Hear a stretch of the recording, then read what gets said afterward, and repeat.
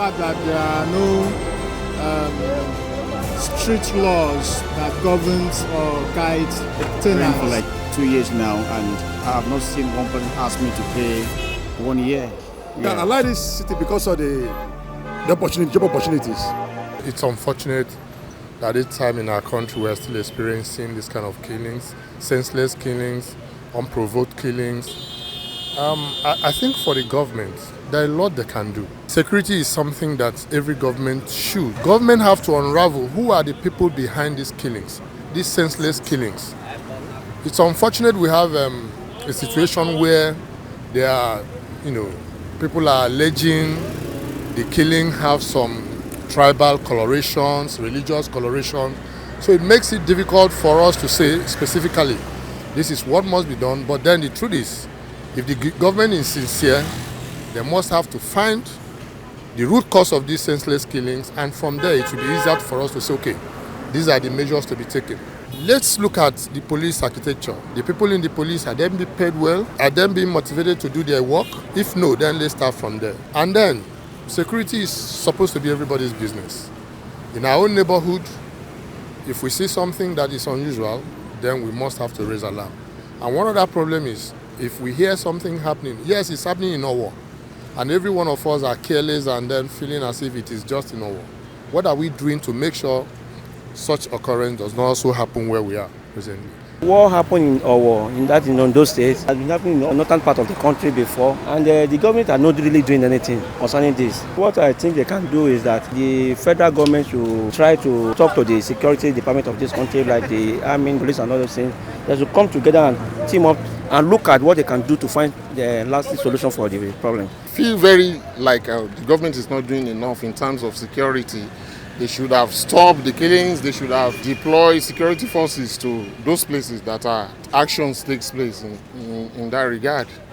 It's a sad thing. I'm visiting Nigeria actually. I don't live here, and I feel very unsafe when I saw that happen on Sunday.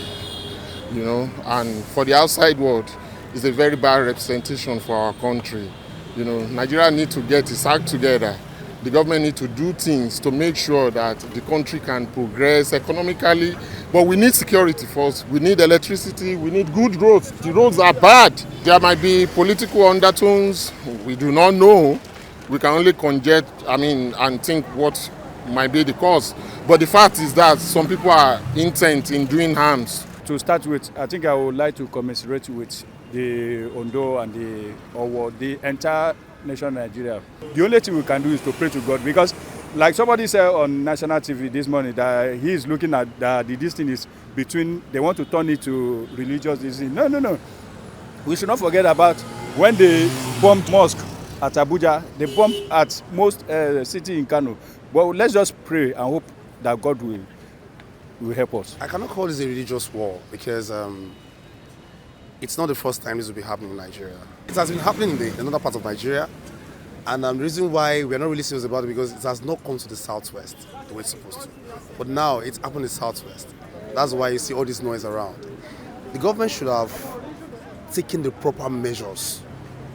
It's time everybody we stop deceiving ourselves. The truth is the government, they are not doing the right thing. They know where these people are. They know their sponsors. What are they doing about them? Now look at it. It has come to Southwest, Ondo for that matter, a peaceful land. Now, sir, do we know where next?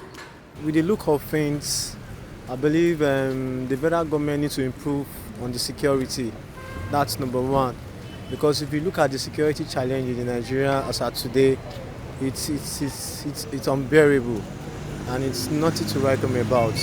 I'm mainly looking at the challenge, the police, the naval, the Air Force, they have to work in hand together so that to make sure such a kind of a scenario will not repeat itself. Because we're looking at that scenario, entering a church, people that went for service, it looks as if probably it doesn't mean they cannot serve God any longer.